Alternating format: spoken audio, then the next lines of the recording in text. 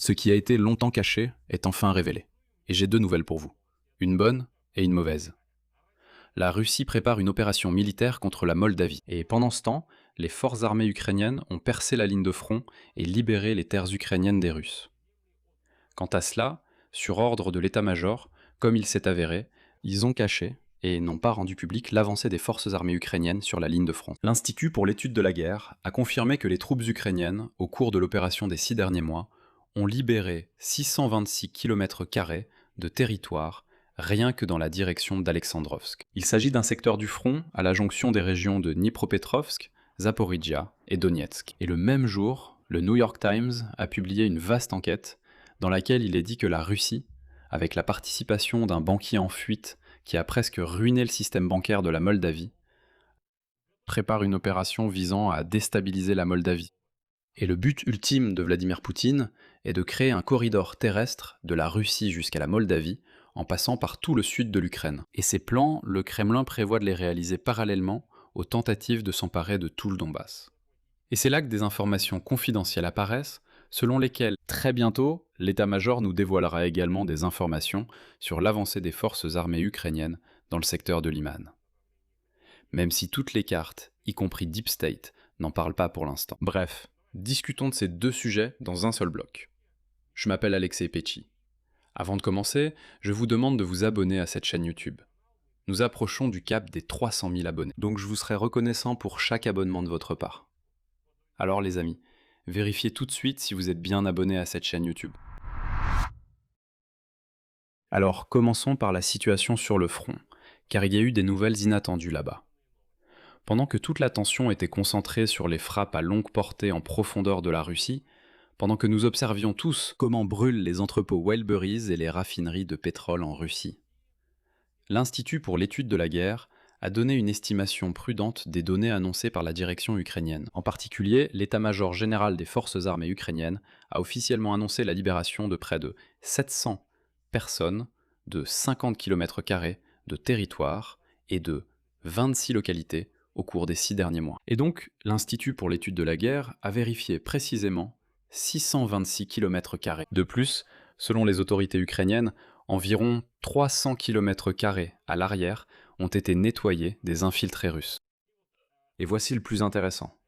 Le projet ukrainien Deep State, que j'en suis sûr chaque Ukrainien suit depuis le début de la guerre, a récemment, pour la première fois, indiqué l'avancée des forces armées ukrainiennes sur sa carte. Il s'avère qu'auparavant, cela n'était pas fait, pour des raisons de sécurité. Environ 240 km² sont indiqués comme étant entièrement passés sous le contrôle assuré de l'Ukraine, le reste étant considéré comme une zone grise. Autrement dit, le même projet Deep State n'a pas mis à jour ses cartes pendant longtemps de manière délibérée, car les forces armées ukrainiennes menaient alors un travail minutieux.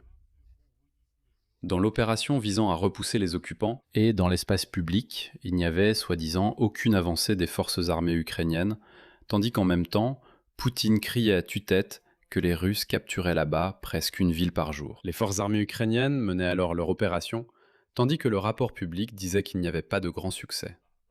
Il s'est avéré plus tard, lorsque l'état-major a finalement donné son accord pour mettre à jour les informations, on a alors eu un tel bond. Et voici une comparaison qui prouve l'ampleur réelle de ce qui se passe. Pour la même période, de janvier à août, les troupes russes ont occupé au total 586 km² du territoire ukrainien sur l'ensemble des secteurs du front, c'est-à-dire moins que ce que l'Ukraine a libéré rien que sur l'axe d'Alexandrovsk.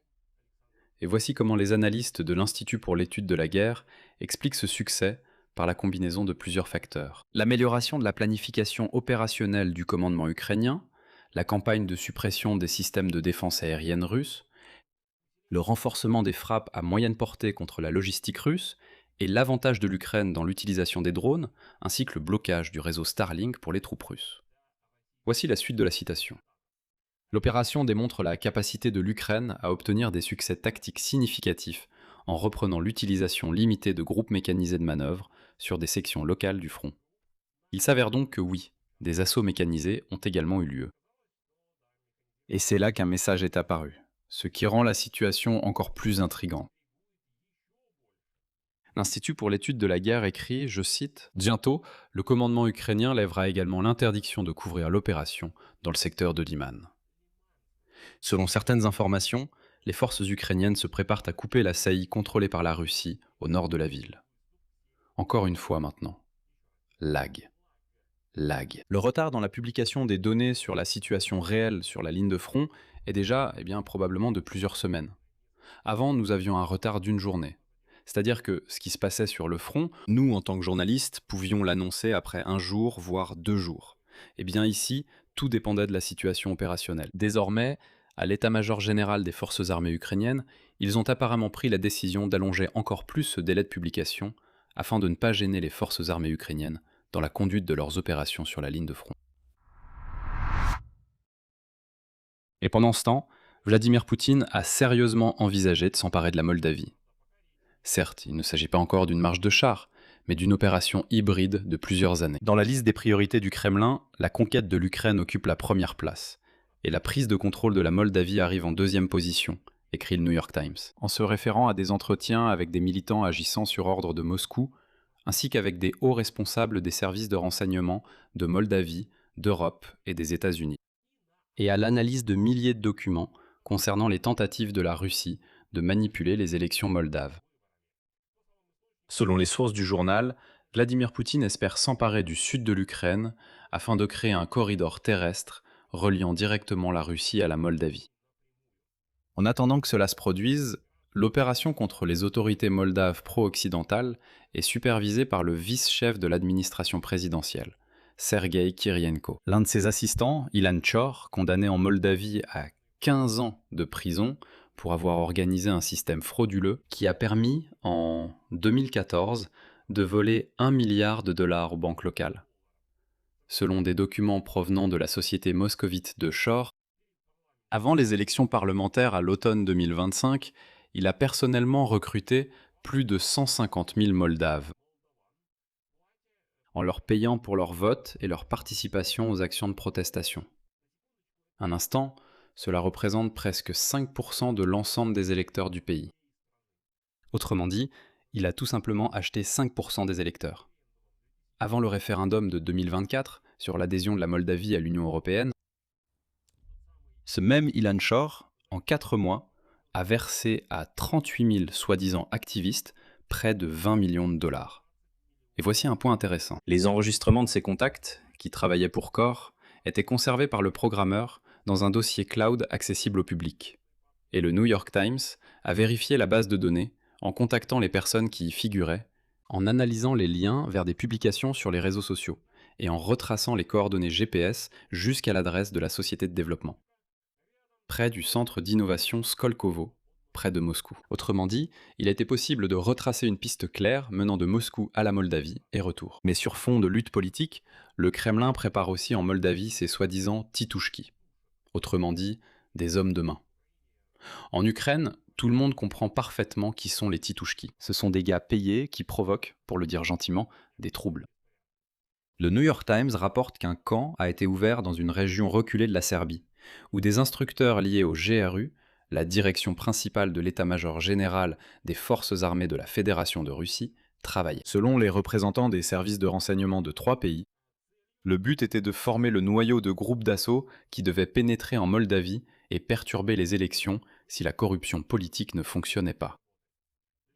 À l'été 2025, les Moldaves qui se rendaient dans ce camp en Serbie suivaient des cours de 4 jours pour 400 $. Ils s'entraînaient à franchir les cordons de police et à incendier des bâtiments. Sur les vidéos retrouvées par le parquet moldave et dans les téléphones des participants, on voit des personnes en tenue de camouflage et en gilet pare-balles s'entraînant avec des fusils d'assaut. Des camps similaires fonctionnaient en Bosnie et près de Moscou. Là-bas, plus d'une centaine de jeunes Moldaves apprenaient à fabriquer et à utiliser des engins incendiaires et des explosifs artisanaux, ainsi qu'à piloter des drones équipés de dispositifs spéciaux pour des explosifs ou des incendies volontaires. C'est ce qu'indiquent les documents du parquet moldave. La formation se déroulait, encore une fois, sous le contrôle du GRU, et cela a été confirmé par 2 agents des services de renseignement occidentaux. Il y a aussi des conseils. Mais le détail inattendu dans toute cette opération spéciale de Poutine, c'est le recrutement de prêtres. Depuis l'été 2024, des centaines de prêtres de l'Église orthodoxe russe servant en Moldavie ont été invités en Russie, soi-disant pour visiter des lieux saints et rencontrer la direction de l'Église orthodoxe russe. Tout cela a été présenté comme « Eh bien oui, les prêtres vont voir les lieux saints, serrer la main apparemment de Goundiaïev, et ainsi de suite. » Avant leur retour, chacun de ces prêtres recevait à signer un contrat dans lequel il était désigné comme collaborateur de l'organisation Eurasie, liée au Kremlin. Et voilà que ce même corps entre dans son conseil de surveillance. Après la signature de ce contrat, après avoir rejoint cette organisation Eurasia, les prêtres recevaient une carte de la Promsvias Bank, qui dessert le complexe militaro-industriel russe et qui possède la société A7 de Core, créée pour contourner les sanctions occidentales via des paiements en crypto-monnaie. Pour une somme d'environ 1000 $, les prêtres devaient mener une campagne auprès de leurs paroissiens contre l'adhésion de la Moldavie à l'Union européenne. Il fallait expliquer aux paroissiens que ce n'était pas la volonté de Dieu que la Moldavie rejoigne l'Union européenne. Mais il s'est avéré qu'une partie des participants à ces cours en Serbie ont été arrêtés avec des engins incendiaires le jour même des élections, le 28 septembre 2025. En Moldavie, le parquet et les forces de l'ordre de Moldavie ont agi de manière exemplaire.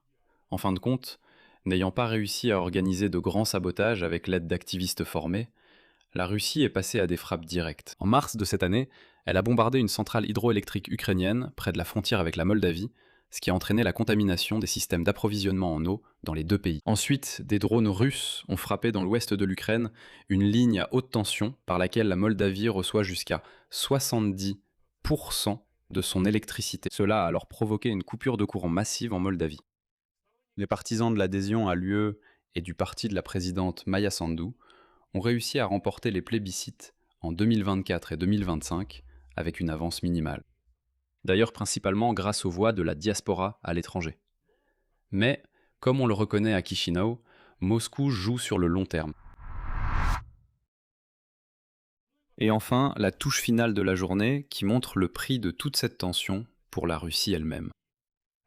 Le marché boursier russe a terminé la séance de vendredi avec la plus forte chute intrajournalière depuis le 26 septembre 2022, c'est-à-dire le jour de l'annonce de la mobilisation en Russie.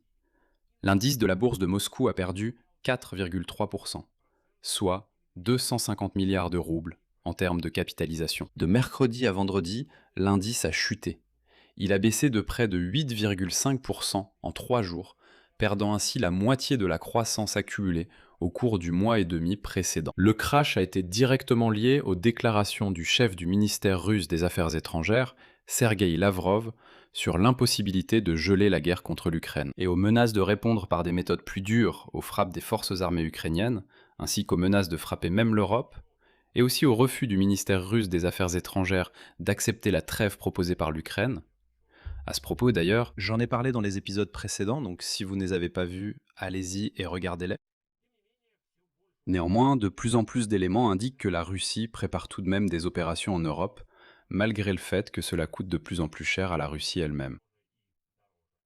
Je vais m'arrêter ici, donnez votre avis et vos conclusions dans les commentaires sous cette vidéo, abonnez-vous à la chaîne, activez la cloche et n'oubliez pas de mettre un like. C'est tout pour aujourd'hui, prenez soin de vous, au revoir à tous. À suivre.